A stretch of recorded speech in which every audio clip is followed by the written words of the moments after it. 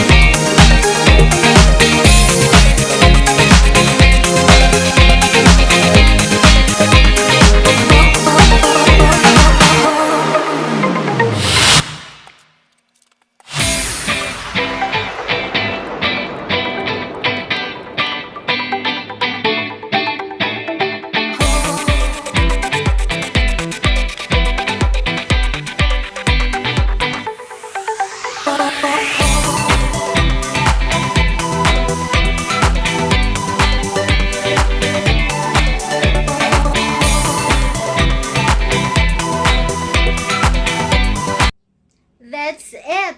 So, thank you for watching. Sana nakatulong sa inyo and sana nag-enjoy kayo. Please subscribe and hit the bell button sa aking channel. See you again! Thank you!